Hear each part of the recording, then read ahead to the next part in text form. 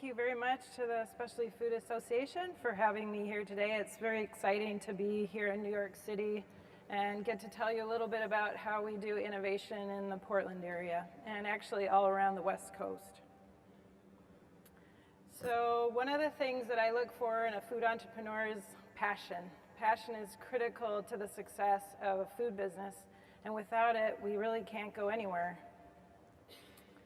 One of the people that I think about as I think back in my past is actually Marla Thomas. There used to be a television show here in the US called That Girl, and she was here in New York City, and she actually created a food product on one of my favorite shows.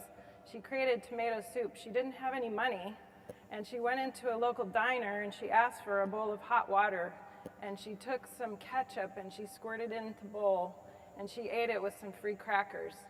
That really was one of the first instances when I was 5 years old, watching television, getting ready to go to kindergarten, that I saw somebody being innovative and creating a food from nothing.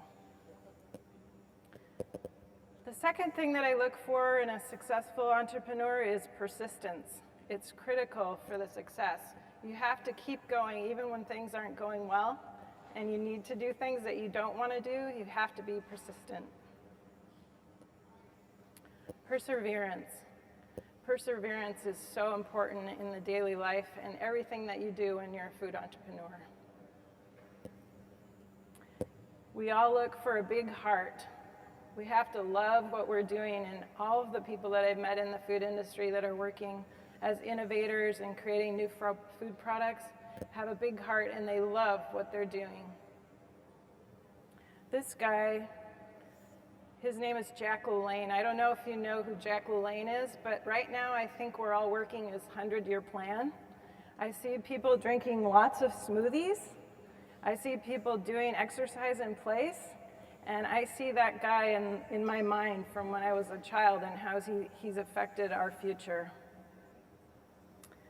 Instead of the word innovation, I'm trying to use the word clever, because I think we have to be a little bit clever, not in a sneaky way, but in a way that creates an instance that may not be something that we would normally do. Sometimes I feel the word innovation is a little bit confusing because there's so many definitions, and I'd like to see people being a little bit more clever with the things that they're doing. There was a cartoon in our past called the Jetsons, and those people were flying all over the place in their own little mobile units. And I think now that Amazon has purchased Whole Foods, we're going to see food flying through the air and being delivered to our homes. Also, you can go to the cupcake shop. I can't remember the name of the cupcake shop, but you can push a button and the cupcake actually comes out to you. And I think that's an example of what we saw in the Jetsons. They actually pushed a few buttons and their food came out of a wall. 3 things that are important besides persistence is genuine transparency and a valid story. When you're selling a food product, you have to have a story to tell people why they should buy the food and why they should believe in the food that you've innovated. Family and friends are critical for food entrepreneurship and working in the food industry. There's been many times when family and friends have helped get a business started. They've been the ones at the dinner table telling you, oh, this is the best cookie ever. This is the best salad dressing. You really should bottle it and sell it. And they're the ones that help innovate and push things forward. Right now I'm seeing a strength in direct sales. People are going out to farmers markets and to local markets in their towns and cities, and they're actually selling direct to consumers. So they're circumventing the distribution channels and they're selling it right to the people who are eating it. Specialty shops and single category focused stores, bakeries, butcheries, all of those are coming back into our neighborhoods and selling food directly to the consumers. The important thing we have to remember is the path that we're on, and to stay on the path and not get caught up in the trees. And right now, actually, we've seen a lot of people that are going out into the trees and foraging food. And you can come into the Level Up area and taste some foraged foods that we'll be sharing with people over the next couple days. One of the things that's important for food entrepreneurship is that you actually write down what you want to do. I believe firmly in if you write something down, it's actually going to happen. Almost everything that I've done in my life that I've written down has actually happened. And I see that happen over and over again for food entrepreneurs. One of the things I think we should think about is transportation of the future. I think there's different ways of transportation. I feel like I'm a beam me up kind of person. I'd rather be there in a split second. But also there's a grid. And I was actually talking to my boss about the grid, and I was wondering, how will we know which grid we're going to be on? So right now we have highways and roads, and if we elevate ourselves up into the air, what does that mean for the food industry? Will our food have to be more portable? Will it really just be a cup holder, or will it be something else? Many of the food products that we see coming today and that you can taste in the Level Up area are actually from the water. They're algae and seaweed and things like that. And this is 30,000 leagues beneath the sea. And I'm just imagining that we may have whole communities underneath the water someday. And I wonder what that would be like for the food industry. I feel like in the past we thought more about the future, and now we think more about the past.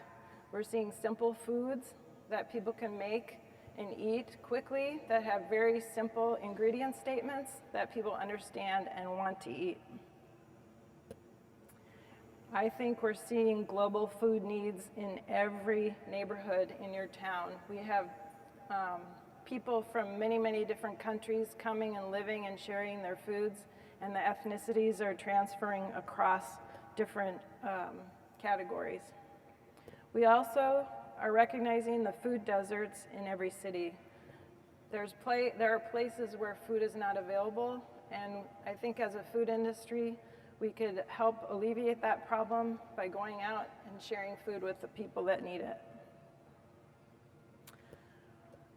One of the big categories that I'm seeing right now is that food is actually becoming medicine. People are becoming aware of how they eat is affecting how they feel and their health.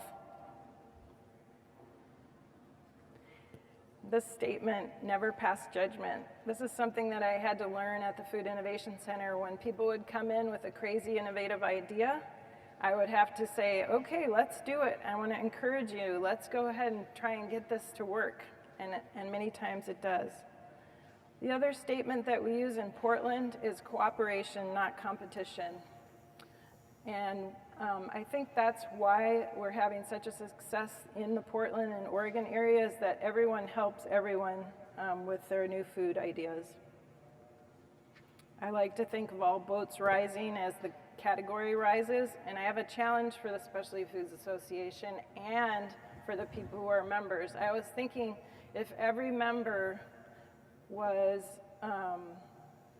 able to help a food company start, and they mentored the food company, if each food company that's a member, so we have 3,000 members, if each one mentored one company per year, we would have 3,000 new companies a year. And after 10 years, if we had a 10-year plan, we'd have 30,000 new food companies in the category, and we would really grow and expand the specialty foods into the future. The other thing that comes along with not passing judgment is that we really don't know who is going to be successful. In fact, one of the stories I like to tell is about Jacobsen Sea Salt. They've been a real success in the Portland and all across the nation. And Ben Jacobsen came into the Food Innovation Center and he said to me, I'm going to take water from the ocean and I'm going to turn it into salt. And I thought, oh man, how are you going to do that? Because he wanted to do it at the Food Innovation Center. And I judged him and I said, I don't think you can afford to bring water from the ocean to the city and make salt. In fact, he did. He went somewhere else and he started, and now he's distributing salt from the Pacific Coast all over the world. So I never know who's going to be successful.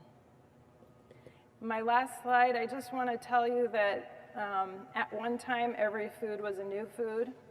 And I believe that if we work as a team and we encourage people as they go down the path of innovating their new food ideas, that we'll be able to create more and more wonderful foods that are available for people to eat and enjoy.